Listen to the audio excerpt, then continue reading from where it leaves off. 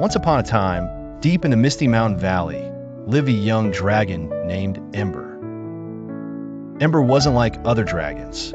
Instead of breathing fire, she breathed puffs of colored smoke: blue, yellow, pink, and even neon green. She loved painting the sky with her magical clouds, but what she longed for most was to find a real rainbow.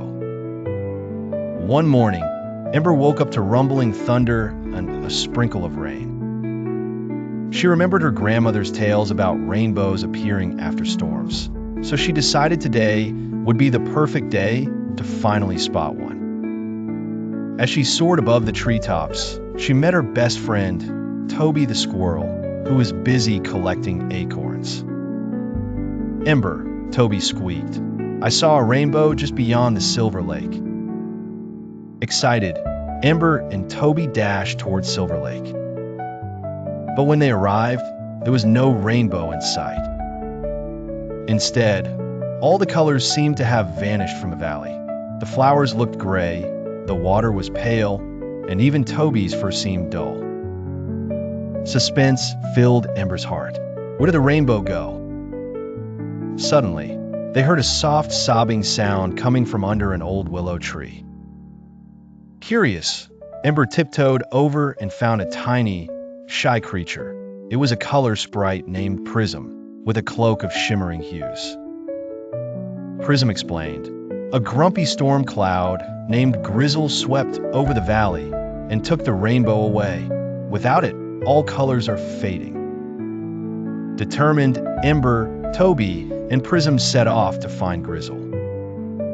They climbed rocky peaks and crossed bubbling streams, finally spotting Grizzle rumbling over Shadow Hill.